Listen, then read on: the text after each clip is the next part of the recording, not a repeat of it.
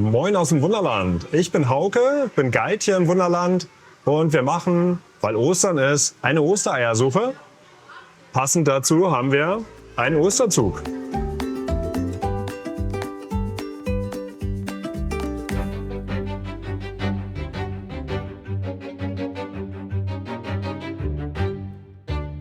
Da ich als Guide ja hauptsächlich hinter der Anlage unterwegs bin, kenne ich natürlich die Easter Eggs hinter den Kulissen am besten.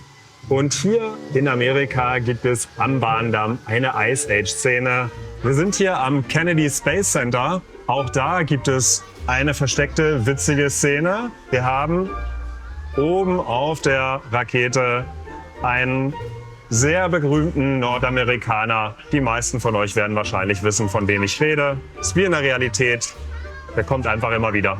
Auf unserer Weltreise durchs Wunderland sind wir von Amerika nach Skandinavien gereist. Und hier neben dem fliegenden Holländer gibt es eine Eisscholle. Auf dieser Eisscholle haben wir 3 Eisbären und einer dieser Eisbären hat eine Coca-Cola-Flasche in der Tatze. Wir sind immer noch in Skandinavien, haben uns mittlerweile zu unserem Echtwasserbecken der Nordostsee bewegt. Und da gibt es auch noch sehr versteckt in diesem Schiff einen Dinosaurier. Um auch in den älteren Abschnitten ein bisschen Pep hinter die Kulissen zu bringen, gibt es an der einen oder anderen Stelle auch mal einen neuen Mitbewohner. Zum Beispiel hier in Mitteldeutschland ist aus dem Auenland ins Wunderland ein kleiner Hobbit gezogen. Die Wohnung seht ihr hier auf der Anlage. Eine andere Szene, die sich nachträglich verändert hat: Wir haben hier Kelleretagen nachträglich bekommen und eine Kellerszene haben wir ein Partyvolk. Ein kleines Stückchen weiter werden Pilze gezüchtet. Am besten gefällt mir aber der Banküberfall hier. Wir haben einen Zug mit purem Gold auf der Anlage. Dass den noch keiner geklaut hat, ist echt ein Wunder. Aber die Panzerknacker, die haben den schon entdeckt. Vielleicht kommt er ja gleich hier unter dem Provence-Abschnitt rausgefahren.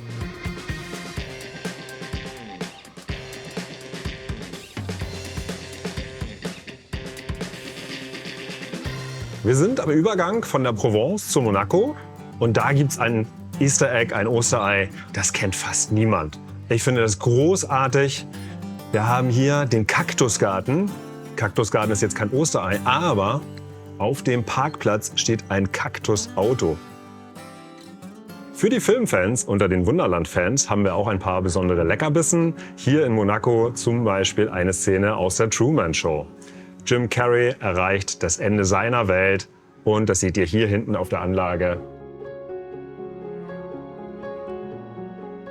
Die Züge in Monaco fahren großteils unter der Anlage und wer die nächste geheime Szene entdecken möchte, der muss sich ein bisschen auf die untere Ebene herunterbegeben. Da haben wir ganz besondere Fahrgäste auf der Anlage. Hier vorne machen sich die Gänse abfahrtbereit muss es in diesem Fall heißen. Die machen sich wahrscheinlich auf den Weg noch weiter in den Süden. Unter den Formel-1-Fans in Monaco an der Rennstrecke gibt es auch einige Nintendo-Figuren. Die meisten von denen leben hier in diesem Hochhaus an der Anlagenkante.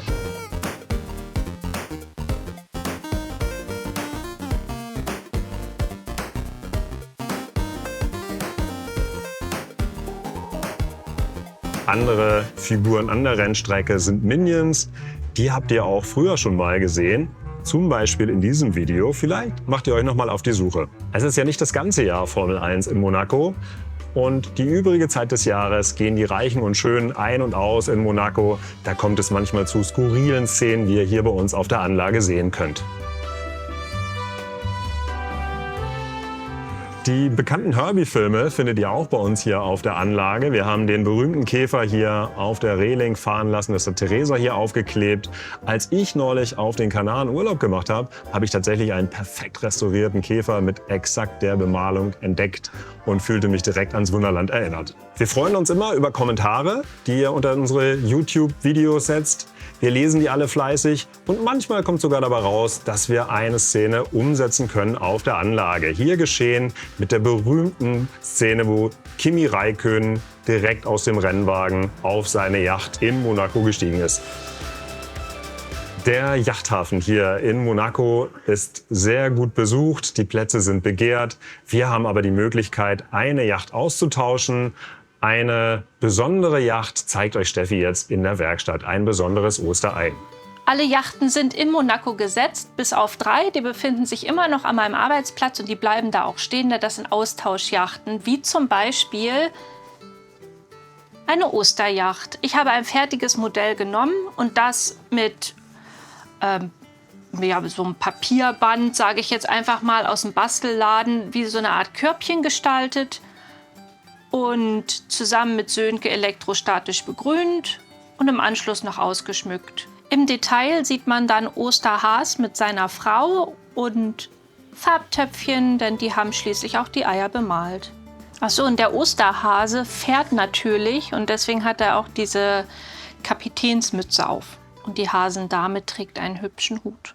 Passend zu dem Goldzug, den die Panzerknacker überfallen haben, haben wir hier im Monaco-Abschnitt eine Szene mit Dagobert.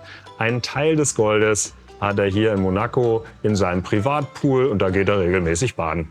Wir sind wieder hinter den Kulissen, da fühle ich mich am wohlsten. Hinter den Kulissen gibt es sehr viele Szenen, die sind nicht nur für die Mitarbeiter, sondern auch für die Führungen aufgebaut. Zum Beispiel hier diese Schneemänner, die auf dem heißen Vulkan schmelzen.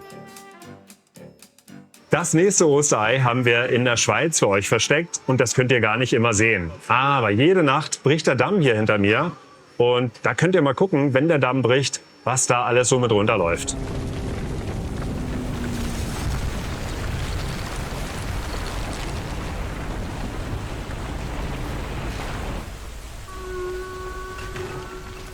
Ein sehr auffälliges Osterei haben wir hier auf der Brücke. Viele Gäste erkennen gar nicht, was es ist. Sie sehen zwar eine Schafherde, aber dass diese Schafherde außerdem der Wolf im Schafspelz ist, das fällt den meisten gar nicht auf. Wenige Meter weiter auf der Brücke haben wir keine Schafherde, dafür einen Fischschwarm. Und was dieser Fischschwarm für ein Muster bildet, das erkennt ihr selber, oder?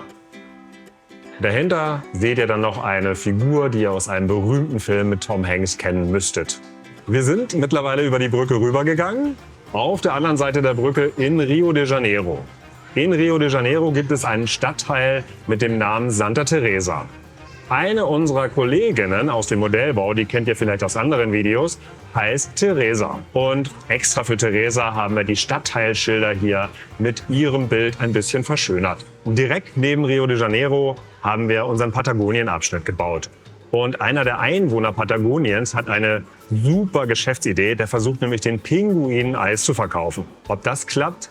Aber wenn die Pinguine nichts kaufen, vielleicht ja einer der Bandmitglieder von Metallica. Die haben nämlich ihr Equipment direkt daneben aufgebaut. Unsere Eiersuche geht weiter hier in Patagonien. Und weil wir gehört haben, dass das letzte Einhorn in Patagonien gesichtet wurde, haben wir eines dieser seltenen Exemplare hier bei uns auf der Anlage im Wald arrangiert.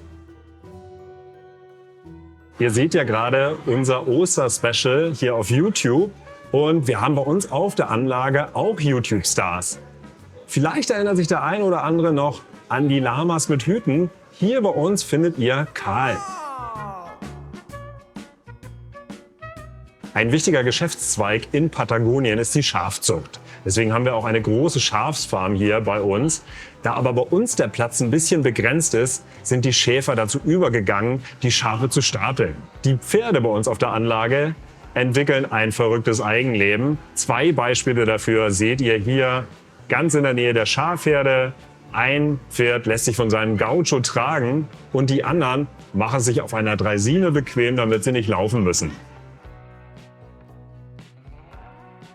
Ich hoffe, euch hat die Ostereiersuche im Wunderland gefallen. Welches Osterei hat euch denn am besten gefallen? Oder gibt es vielleicht sogar Easter Eggs, die ihr bei uns entdeckt habt, die euch aber fehlen in dem Video? Schreibt uns das doch gerne in die Kommentare. Ich hoffe, ihr hattet Spaß und schaltet das nächste Mal wieder ein.